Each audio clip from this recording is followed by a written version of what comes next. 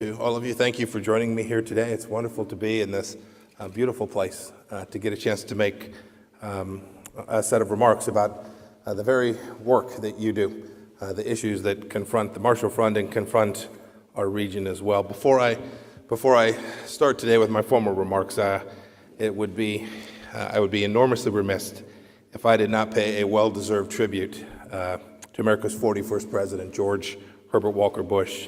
He was, many of you know him, he was an unyielding champion of freedom around the world, first as a fighter pilot in World War II, later as a congressman. He was the ambassador to the United Nations and then an envoy to China. He then had the same job I had as the director of the CIA. I did it for longer than he did. He was then the vice president under Ronald Reagan. I got to know him some myself. He was a wonderful brother, a father, a grandfather, and a proud American. Indeed, America is the only country he loved more than Texas. I actually think that he would be delighted for me to be here today at an institution named after a fellow lover of freedom, George Marshall. And he would have been thrilled to see all of you here.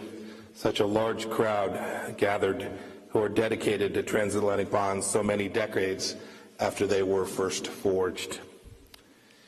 You know, the men who rebuilt Western civilization after World War II, like my predecessor, Secretary Marshall, knew that only strong U.S. leadership, in concert with our friends and allies, could unite sovereign nations all around the globe. So we underwrote new institutions to rebuild Europe and Japan, to stabilize currencies and to facilitate trade. We all co-founded NATO to guarantee security for ourselves and for our allies. We entered into treaties to codify Western values of freedom and human rights. Collectively, we convened multilateral organizations to promote peace and cooperation among states. And we worked hard, indeed tirelessly, to preserve Western ideals because, as President Trump made clear in his Warsaw Address, each of those are worth preserving. This American leadership allowed us to enjoy the greatest human flourishing in modern history. We won the Cold War. We won the peace. With no small measure of George H.W. Bush's effort, we reunited Germany. This is the type of leadership that President Trump is boldly reasserting. After the Cold War ended, we allowed this liberal order to begin to corrode. It failed us in some places, and sometimes it failed you and the rest of the world. Multilateralism has, too often, become viewed as an end unto itself. The more treaties we sign, the safer we supposedly are, the more bureaucrats we have, the better the job gets done. Was that ever really true? The central question that we face is the question of whether the system, as currently configured, as it exists today, and as the world exists today, does it work? Does it work for all the people of the world? Today, at the United Nations, peacekeeping missions drag on for decades, no closer to peace. The UN's climate-related treaties are viewed by some nations as simply a vehicle to redistribute wealth. Anti-Israel bias has been institutionalized. Regional powers collude to vote the likes of Cuba and Venezuela onto the Human Rights Council. You know, the UN was founded as an organization that welcomed peace-loving nations. I asked today, does it continue to serve its mission faithfully? In the Western Hemisphere, has enough been done with the Organization of American States to promote its 4 pillars of democracy, human rights, security, and economic development in a region that includes the likes of Cuba, Venezuela, and Nicaragua? In Africa, does the African Union advance the mutual interests of its nation-state members? For the business community from which I came, consider this. The World Bank and the International Monetary Fund were chartered to help rebuild war-torn territories and promote private investment and growth. Today, these institutions often counsel countries who have mismanaged their economic affairs to impose austerity measures that inhibit growth and crowd out private sector actors. Here, in Brussels, the European Union and its predecessors have delivered a great deal of prosperity to the entire continent. Europe is America's single largest trading partner, and we benefit enormously from your success. But Brexit, if nothing else, was a political wake-up call. Is the EU ensuring that interests of countries and their citizens are placed before those of bureaucrats here in Brussels? These are valid questions. This leads to my next point. Bad actors have exploited our lack of leadership for their own gain. This is the poisoned fruit of American retreat. President Trump is determined to reverse that. China's economic development did not lead to an embrace of democracy and regional stability. It led to more political repression and regional provocations. We welcomed China into the liberal order, but never policed its behavior. China has routinely exploited loopholes in the World Trade Organization rules, imposed market restrictions, forced technology transfers, and stolen intellectual property. And it knows that world opinion is powerless to stop its Orwellian human rights violations. Iran didn't join the community of nations after the nuclear deal was inked. It spread its newfound riches to terrorists and to dictators. Tehran holds multiple American hostages, and Bob Levinson has been missing there for 11 years. Iran has blatantly disregarded UN Security Council resolutions, lied to the International Atomic Energy Agency inspectors about its nuclear program, and evaded UN sanctions. Just this past week, Iran test-fired a ballistic missile in violation of UN Security Council Resolution 2231. Earlier this year, Tehran used the U.S.-Iran Treaty of Amity to bring baseless claims against the United States before the International Court of Justice. Most all of this malign activity during the JCPOA. Russia. Russia hasn't embraced Western values of freedom and international cooperation. Rather, it has suppressed opposition voices and invaded the sovereign nations of Georgia and of Ukraine. Moscow has also deployed a military-grade nerve agent on foreign soil, right here in Europe, in violation of the Chemical Weapons Convention, to which it is a party. And as I'll detail later today, Russia has violated the Intermediate-Range Nuclear Forces Treaty for many years. The list goes on. We have to account for the world order of today in order to chart the way forward.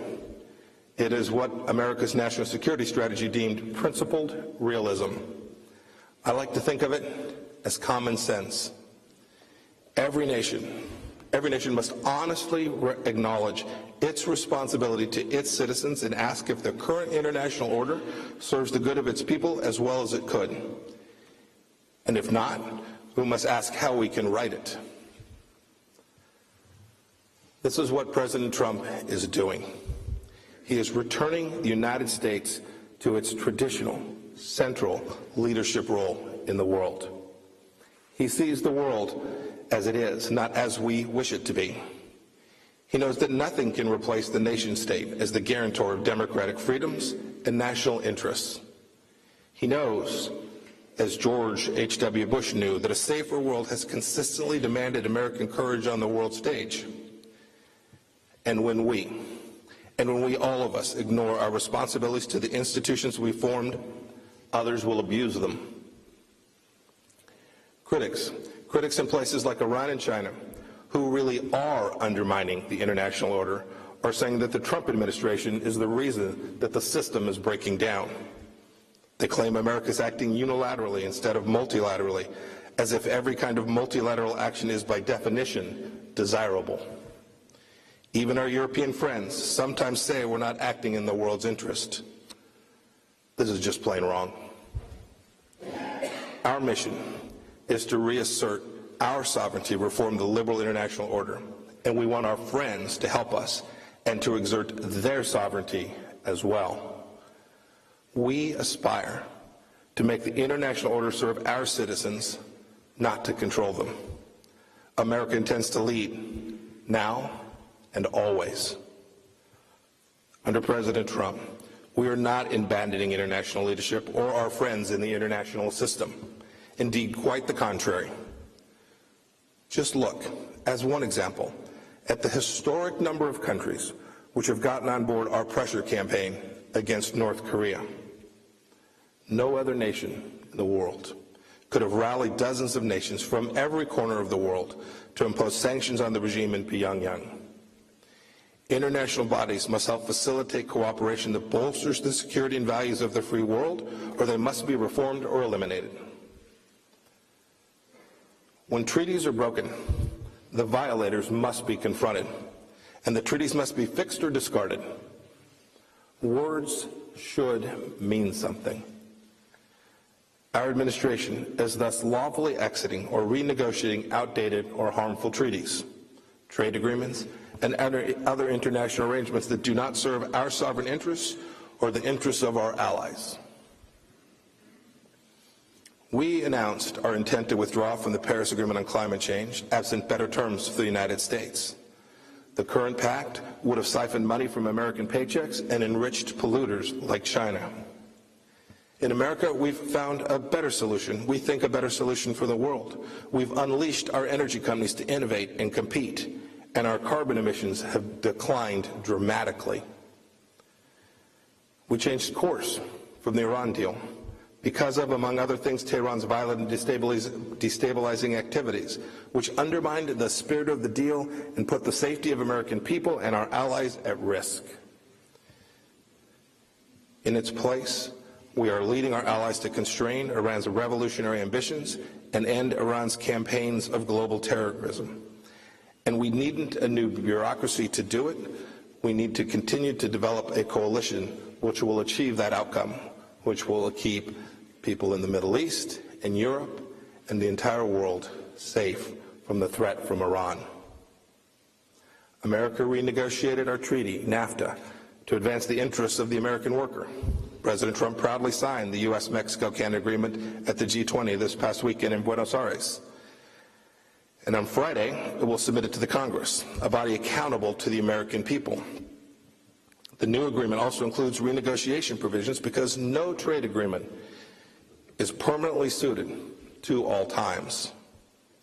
We've encouraged our G20 partners to reform the WTO, and they took a good first step in Buenos Aires this last week. I spoke earlier about the World Bank and the IMF. The Trump administration is working to refocus these institutions on policies that promote economic prosperity, pushing to halt lending to nations that can already access global capital markets, countries like China, and pressing to reduce taxpayer handouts to development banks that are perfectly capable of raising private capital on their own. We're also taking leadership, real action, to stop rogue international courts like the International Criminal Court from trampling on our sovereignty, your sovereignty, and all of our freedoms. The ICC's Office of the Prosecutor is trying to open an investigation into U.S. personnel in connection with the war in Afghanistan. We will take all necessary steps to protect our people, those of our NATO allies who fight alongside of us inside of Afghanistan, from unjust prosecution. Because we know if it can happen to our people, it can happen to yours too. It is a worthy question. Does the court continue to serve its original intended purpose? The first 2 years of the Trump administration demonstrate that President Trump is not undermining these institutions, nor is he abandoning American leadership. Quite the opposite. In the finest traditions of our great democracy, we are rallying the noble nations of the world to build a new liberal order that prevents war and achieves greater prosperity for all. We're supporting institutions that we believe can be improved. Institutions that work in American interests and yours, in service of our shared values. For example, here in Belgium, in 1973, banks from 15 countries formed SWIFT, developed common standards for cross-border payments, and it's now an integral part of our global financial infrastructure. SWIFT recently disconnected sanctioned Iranian banks from its platform because of the unacceptable risk they pose to the system as a whole. This is an excellent example of American leadership working alongside an international institution to act responsibly. Another example, the Proliferation Security Initiative, formed by 11 nations under the Bush administration to stop trafficking in weapons of mass destruction. It has since grown organically to 105 countries and has undoubtedly made the world safer. And I can't forget, standing here, one of the most important international institutions of them all, which will continue to thrive with American leadership. My very first trip, within hours of having been sworn in as a Secretary of State, I traveled here to visit with our NATO allies.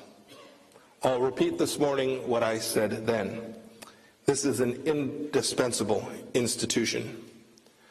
President Trump wants everyone to pay their fair share so we can deter our enemies and defend the people of our countries. To that end, all NATO allies should work to strengthen what is already the greatest military alliance in all of history.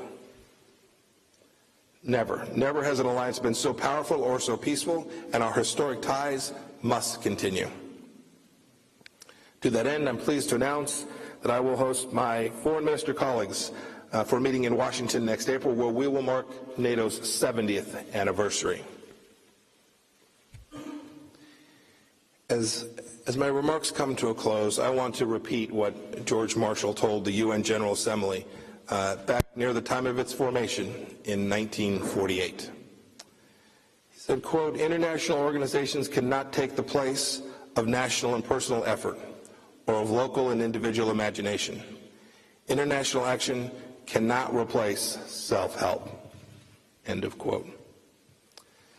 You know, sometimes it's not popular to buck the status quo, to call out that which we all see but sometimes refuse to speak about. But frankly, too much is at stake for all of us in this room today not to do so. This is the reality that President Trump so viscerally understands. Just as George Marshall's generation gave life to a new vision for a safe and free world, so we call on you to have the same kind of boldness. Our call is especially urgent in light of the threats we face from powerful countries and actors whose ambition is to reshape the international order in its own illiberal image. Let's work together. Let's work together to preserve the free world so that it continue to serve the interests of the people to whom we each are accountable. Let's do so in a way that creates international organizations that are agile, that respect national sovereignty, that deliver on their stated missions, and that create value for the liberal order and for the world. President Trump understands deeply that when America leads, peace and prosperity almost certainly follow. He knows that if America and our allies here in Europe don't lead, others will choose to do so.